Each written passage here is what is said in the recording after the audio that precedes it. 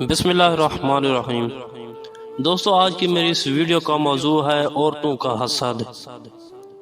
ابن ابی لیلہ اہل سنت کے مشہور قاضی گزرے ہیں۔ ایک دن وہ منصور دوانکی کے پاس بیٹھے ہوئے تھے کہ منصور نے کہا، بعض اوقات قاضیوں کے پاس بڑے دلچسپ مقدمات آتے ہیں، اگر تمہارے پاس بھی کوئی دلچسپ مقدمہ دائر ہوا تو مجھے سناؤ۔ ابن ابی لیلہ نے کہا، جی ہاں، بعض اوقات ہمارے پاس دلچسپ مقدمے آتے ہیں۔ میں آپ کو ایک عجیب و غریب مقدمے کا حال سناتا ہوں۔ ایک دن ایک بڑی اور بدصورت عورت میرے پاس آئی اور رو رو کر کہا کہ قاضی صاحب، آپ مجھے انصاف دلا دیں۔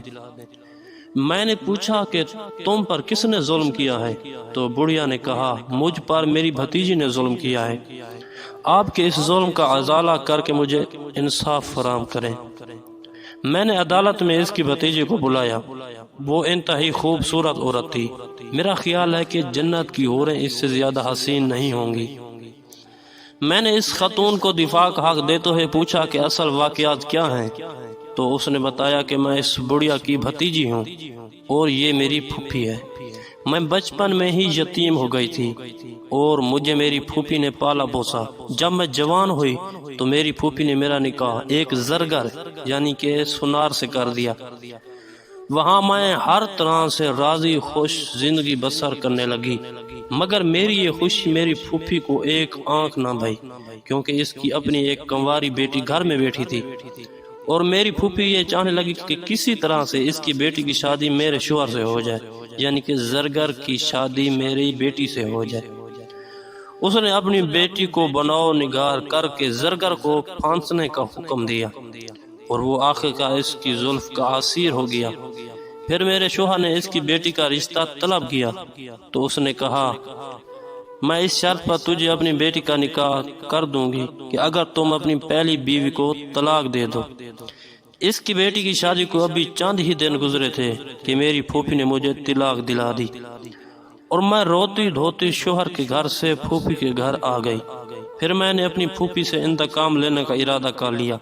جب اس کا شوہر یعنی کہ میری پھوپھی کا شوہر گھر میں آتا تو میں خوب بن سنوار کر اس کے سامنے آ جاتی۔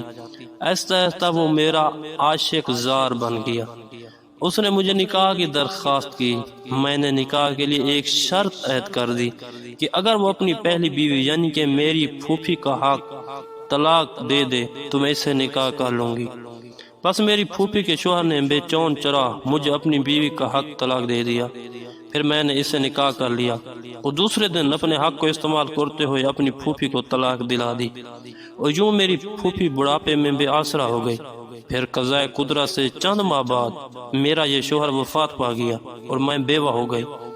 ادھر کے ایام گزرنے کے بعد میرے پہلے شوہر یعنی کہ زرگر نے مجھ سے پھر رابطہ کیا اور نکاح کی دعوت دی۔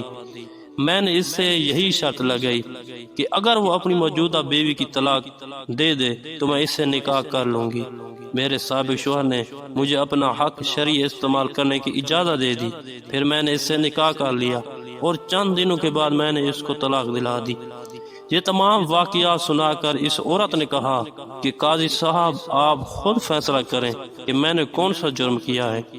میں اپنی پھوپھی کے بے جا حسد کا شکار ہوئی تھی اور میں نے اس کی تلافی کی ہے۔ اگر